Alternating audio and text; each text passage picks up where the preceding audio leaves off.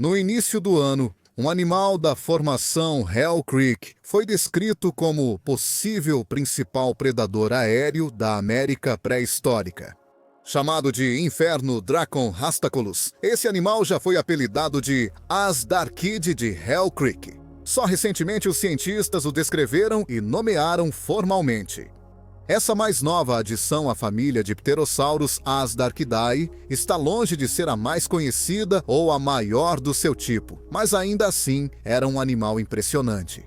Provavelmente ostentava uma envergadura de pouco mais de 4 metros ou 13,5 metros de ponta a ponta das asas.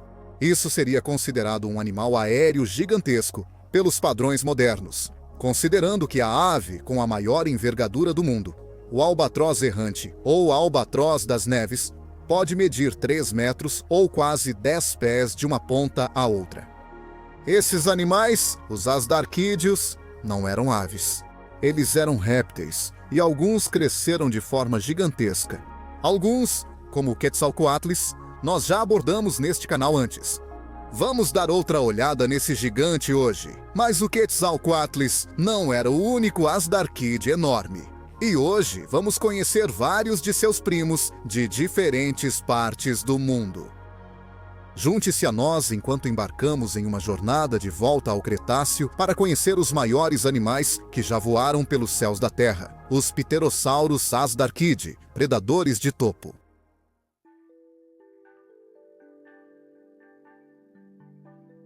Vamos começar conhecendo aquele que provavelmente é o maior animal que já voou, o Quetzalcoatlus northropi. Descoberto em 1971, na formação Javelina, no que hoje é o Texas, o animal só foi descrito oficialmente em 1975 pelo paleontólogo Douglas A. Lawson. As estimativas de tamanho desse animal têm sido difíceis de determinar com precisão, já que o único espécime conhecido do pterossauro era fragmentado. Mas as estimativas atuais estão de acordo com a ideia de que ele foi realmente o maior animal que já voou em nosso planeta. Se essas estimativas estiverem corretas, então Quetzalcoatlus northropi provavelmente tinha uma envergadura entre 10 e 11 metros ou entre 33 e 36 pés. Isso é maior do que a maioria dos biplanos da Primeira Guerra Mundial. Quetzalcoatlus, como a maioria dos asdarquídeos, teria sido tão confortável no chão quanto no ar, e teria ficado em pé quase como uma girafa reptiliana ao caminhar. Quando não estava voando, o Quetzalcoatlus teria cerca de 5 metros ou 16 pés de altura, aproximadamente o mesmo tamanho de uma girafa de verdade. Quando o Quetzalcoatlus foi descoberto pela primeira vez, ele foi chamado de Pteranodon gigas, e inicialmente pensou-se que era uma espécie colossal do mais famoso de todos os pterossauros. Atualmente, 2 espécies são reconhecidas: o colossal Quetzalcoatlus northropi e o bem menor Quetzalcoatlus lawsoni, nomeado em homenagem ao próprio Douglas A. Lawson. Dizemos bem menor, mas o Quetzalcoatlus lawsoni ainda tinha uma envergadura aproximadamente igual ao comprimento do corpo de um elefante africano adulto. A comunidade de paleontologia já brincou no passado que os pterossauros costumam receber nomes muito dramáticos por quem os descreve, mesmo que o conteúdo fóssil seja muito escasso ou fragmentado. Dragão do Inferno, descrito no início deste vídeo, é um bom exemplo. Ele é conhecido apenas por uma única vértebra cervical, e ainda assim seu nome científico genérico se traduz como Dragão do Inferno. O nome de Quetzalcoatlus, no entanto, é muito apropriado. Ele recebeu o nome de Quetzalcoatl, o deus asteca do vento e do ar, frequentemente representado como uma grande serpente emplumada. Antes se pensava que Quetzalcoatlus northropi era especializado em comer peixes, mas Douglas A. Lawson rejeitou essa ideia, pois a formação Javelina não tinha rios grandes para sustentar um animal tão grande. Isso então levou à ideia de que o pterossauro poderia ter sido um necrófago, descendo sobre as carcaças de grandes animais mortos para se alimentar dos restos. Isso veio da proximidade em que os restos de Quetzalcoatl foram encontrados em relação aos de Alamosaurus, um enorme dinossauro saurópode.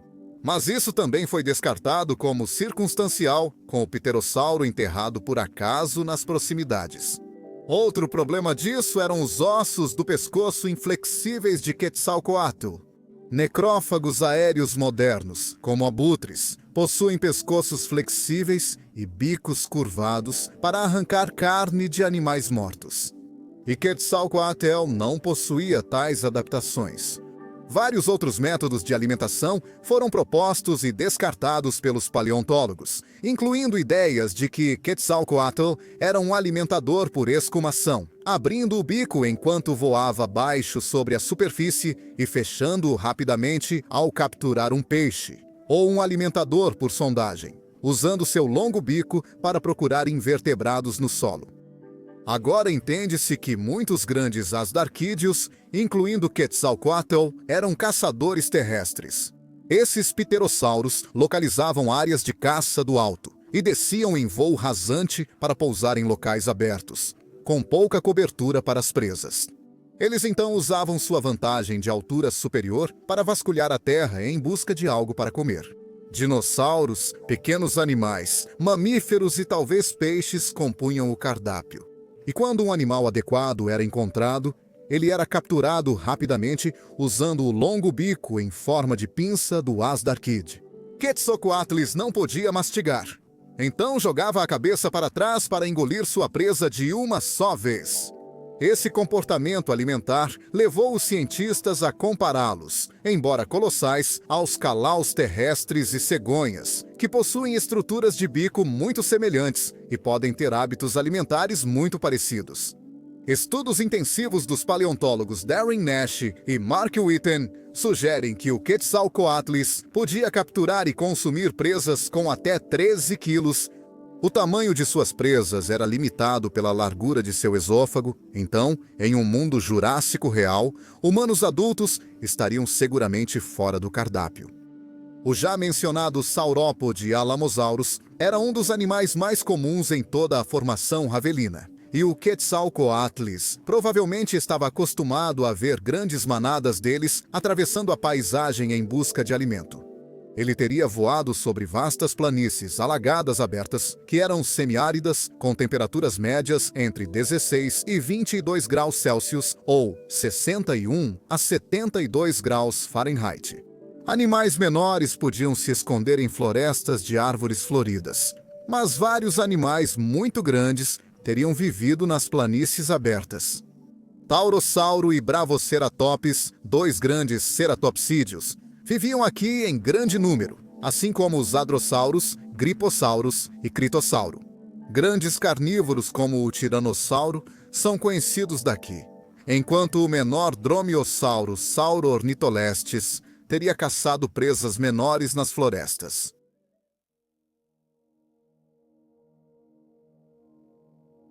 Hatzagopteryx tambima era um pterossauro diferente de qualquer outro. Esse gigante dos céus e da terra era mais robusto do que a maioria dos outros pterossauros e atuava como o predador de topo indiscutível de Hauteg, uma ilha subtropical isolada no que hoje é a Romênia. A ilha Hauteg ficava antigamente no antigo Mar de Tétis e desenvolveu seu próprio ecossistema único como resultado de estar separada do continente. Esse era um mundo de cabeça para baixo, uma terra onde saurópodes em miniatura eram caçados por pterossauros enormes. Os primeiros restos de Hatzagopteryx foram descobertos durante uma escavação estudantil na formação densícula da Transilvânia na década de 1970. Durante a busca por fósseis, encontraram fragmentos de crânio e um húmero danificado de um colossal pterossauro, ainda desconhecido pela ciência. O pterossauro só foi formalmente descrito e nomeado em 2002 por Eric Bufato, Dan Grigoresco e Zoltán Schick, que o atribuíram à família Darkidae. Embora nunca tivessem se encontrado em vida, Hatzagopteryx é um dos poucos pterossauros que poderia ter rivalizado com Quetzalcoatl em tamanho, talvez até igualando este último em termos de envergadura. O que diferenciava Hatzagopteryx de outros pterossauros era seu crânio absolutamente enorme. Sozinho, o crânio media 2,5 metros, ou pouco mais de 8 pés de comprimento. Estimativas mais baixas apontam que o crânio tinha 1,5 metro de comprimento, ou pouco mais de 5 pés. Além disso, diferente de outros pterossauros, o crânio do Hatzagopteryx era robusto, com grandes inserções musculares que talvez permitissem carregar presas mais pesadas que o Quetzalcoatlus. Estudos sobre ossos do pescoço posteriormente descobertos e atribuídos ao Hatzagopteryx confirmaram isso. São excepcionalmente grossos para vértebras de pterossauro e suportariam mais peso que as dos contemporâneos do Hatzagopteryx. Apesar da diferença na estrutura óssea, o Hatzagopteryx era um voador habilidoso e adotava o mesmo método de perseguição terrestre visto no Quetzalcoatlus. Este pterossauro é um exemplo de gigantismo insular, onde animais isolados de continentes e massas de terra principais crescem até tamanhos imensos em resposta à abundância de alimento e condições ambientais específicas. Por isso, muitos animais que ele dividia na ilha Hauteg eram bem menores que ele. Na verdade, Hatzagopteryx não era apenas o principal predador de sua ilha natal, mas atualmente é o maior predador terrestre conhecido da Europa no período em que viveu. Ao contrário de Quetzalcoatlus, Hatzagopteryx caçava presas maiores e provavelmente não precisava engoli-las inteiras, preferindo arrancar pedaços delas com seu bico forte. O pterossauro dividia seu lar com vários dinossauros pequenos, incluindo exemplos anões de saurópodes de pescoço longo, diferentes de qualquer coisa encontrada no continente. Megarosauro e Palutotitã são exemplos disso, mas hadrossauros anões também viviam aqui. Taumatossauro era um dos animais mais abundantes em Hauteg, e teria sido uma refeição fácil para o gigante pterossauro. Hatzagopteryx também não era o único pterossauro aqui.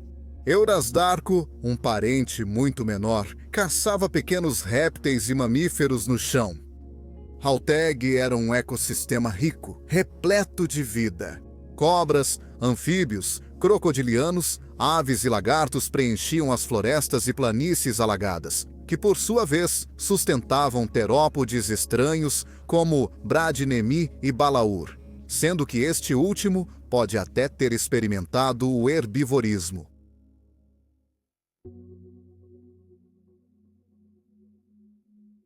Apesar de seu pequeno território, a Jordânia, no Oriente Médio, se destacou como um importante local de fósseis de animais. E este próximo pterossauro, Aremborgiania philadelphia, é um deles. Nomeado em homenagem à paleontóloga francesa Camilla Ehrenborg, com o nome específico referindo-se à antiga capital da Jordânia, Filadélfia, este pterossauro é mais um dos maiores animais voadores do registro fóssil. Com uma envergadura medindo de 8 a 10 metros, ou entre 26 a 33 pés, este asdarquídeo foi um dos principais predadores da Jordânia do Cretáceo. Seus ossos foram descobertos inicialmente por trabalhadores ferroviários na ferrovia Amã-Damasco nos anos 1940 e não por paleontólogos. O osso acabou sendo um enorme metacarpo da asa, que mais tarde foi comprovado ser uma vértebra cervical de um pterossauro desconhecido medindo 60 centímetros ou 2 pés de comprimento. Camilla Ehrenborg foi a primeira a nomear o animal Titanopteryx philadelphiae, que significa asa titânica da Filadélfia. Mas o nome genérico teve que ser mudado, pois já pertencia a um gênero de mosca. Um contraste e tanto. O nome foi alterado para Aremborgiania na década de 1980 pelo paleontólogo russo Lev Nazov. Em 2018 décadas, após a primeira descoberta, mais ossos foram encontrados que podem, na verdade, pertencer ao mesmo indivíduo que Ehrenborg estudou na década de 1940. Esses consistiam em algumas vértebras cervicais, um arco neural, um fêmur esquerdo, outro osso metacarpiano e o que pode ser um rádio.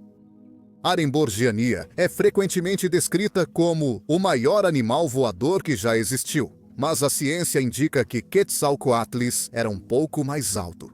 Aremborgiania pode ter sido mais esguio e gracioso que o último e certamente teria sido uma visão impressionante em vida, enquanto voava acima de nossas cabeças ou percorria a terra em busca de presas. Estudos sobre os ossos do húmero de Arembordiania indicam que ele planava em correntes térmicas e ascendentes, assim como as aves de rapina atuais. Ele não precisaria bater as asas com frequência para se manter no ar, e não gastaria muita energia ao fazer isso, permitindo que permanecesse voando por longos períodos de tempo. Do alto, ele seria capaz de avistar presas adequadas no solo antes de mergulhar e se alimentar de uma forma semelhante ao Quetzalcoatlus. Ele não era tão robusto quanto o Hatzagopteryx, e considerando seu porte um pouco menor que o do Quetzalcoatlus, precisaria se alimentar de pequenos animais, engolindo-os inteiros ao jogar o pescoço para trás. As presas adequadas provavelmente incluíam peixes, pequenos dinossauros, crocodilianos, lagartos e anfíbios.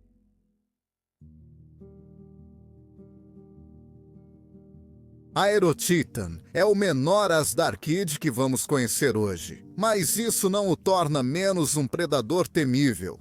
Conhecido da Formação Allen, um sítio fóssil na bacia de Neuquén, do que hoje é a Patagônia, na Argentina, esse caçador aéreo tinha uma envergadura de pelo menos 5 metros ou 16 pés e, infelizmente, é pouco conhecido pela ciência. O único exemplar conhecido vem de um focinho incompleto, do qual restam cerca de 26 centímetros ou 10,5 polegadas.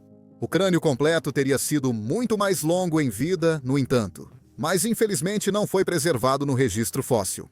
Usando os restos de um pterossauro muito próximo, o Mistral-Asdarco da França, os paleontólogos conseguiram reconstruir a aparência e as proporções do animal como se mais ossos tivessem sido descobertos.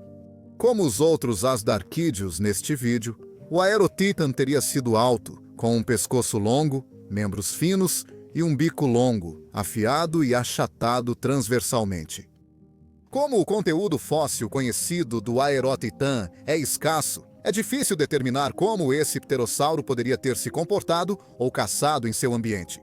Por ser um pouco menor que seus parentes gigantes, ele podia ser mais ágil, mas caçava de forma parecida, planando antes de descer para se alimentar como uma cegonha. A Formação Allen, onde o Aerotitan foi encontrado, é rica em fósseis de dinossauros. Então, dinossauros pequenos ou jovens provavelmente faziam parte do cardápio desse predador oportunista. Junto com o Aerotitan, nos estuários costeiros da Patagônia do Cretáceo, vivia uma abundância de hadrossauros, incluindo Bonapartosaurus, Columboposaurus e Lepomposaurus. Gigantescos saurópodes titanossauros também eram comuns aqui, representados por Bonotitan, Aeolosaurus e Rochasaurus, suas enormes formas se erguendo como árvores contra a paisagem aberta. Entre a folhagem viviam pequenos terópodes como Bonapartônicos e Austroraptor, enquanto grandes abelissaurídeos, Niebla e Quilmissauro caçavam nas planícies costeiras abertas. Aerotitan pode ter sido piscívoro, já que uma abundância de peixes é conhecida da Formação Allen. Peixes pulmonados, bagres e percas podem ter servido como um lanche rápido, engolidos inteiros, após serem apanhados pelo bico afiado do Aerotitan.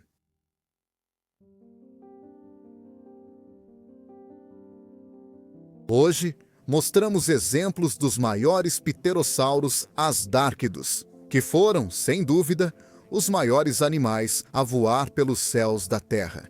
Esses gigantes, no entanto, não representavam toda a família, e os asdárquidos eram um grupo muito diverso de pterossauros, com diferentes formas e tamanhos. Os asdárquidos conquistaram os céus do mundo no Cretáceo e podiam ser encontrados em todos os lugares, desde as profundezas da América do Sul até os confins do norte da Ásia.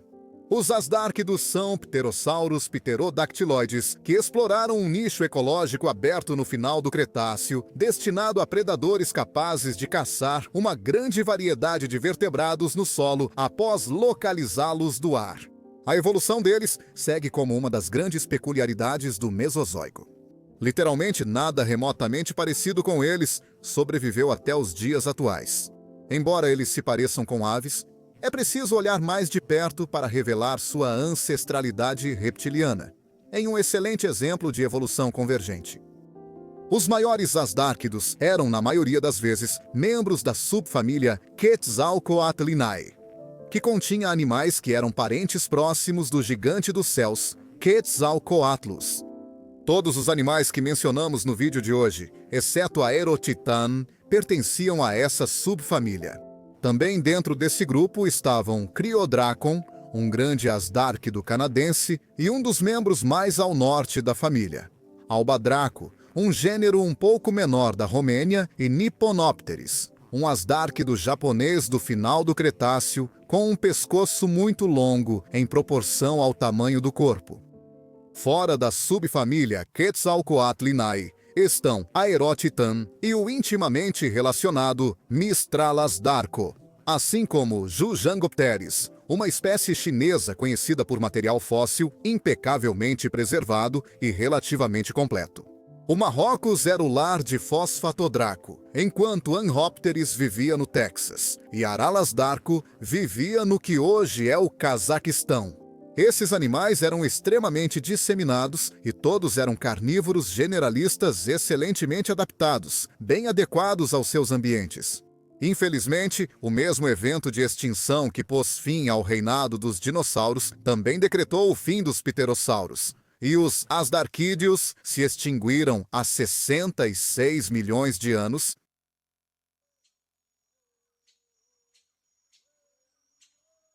Pterossauros são, sem dúvida, dos animais mais incomuns que já viveram no planeta. É fácil esquecer que eles eram répteis e não aves, considerando sua aparência aviária e comportamento tão semelhantes aos de cegonhas e aves de rapina. Os asdárquidos são provavelmente os mais incomuns de todo o grupo, com suas aparências desajeitadas, parecidas com girafas em terra, e habilidades graciosas de planar no céu. Felizmente, cientistas descobriram muito sobre esses animais, analisando suas estruturas ósseas e tamanhos. Ainda há muito que não sabemos. Com sorte, no futuro, os paleontólogos poderão descobrir ainda mais sobre esses animais, com futuras descobertas de gêneros como Aerotitan ou Arumborgiania. Claro, nosso entendimento sobre esses animais continua crescendo a cada ano. E Infernodraken, o recém-descrito Asdarquide de Hell Creek, é um ótimo exemplo disso. Ainda existem vários Asdarquides que aguardam descrição e que podem ser úteis para desvendar alguns dos segredos biológicos incomuns da família. Entre eles estão o Asdarquide da ilha Hornby, cujos restos foram encontrados na Colômbia Britânica, Canadá, um Asdarquide não descrito, que teria compartilhado a ilha Hatag com Hatzagopteryx, e um espécime intrigante conhecido como gigante mongol, descoberto na formação Nemeg do deserto de Gobi, na Mongólia, um local rico em fósseis.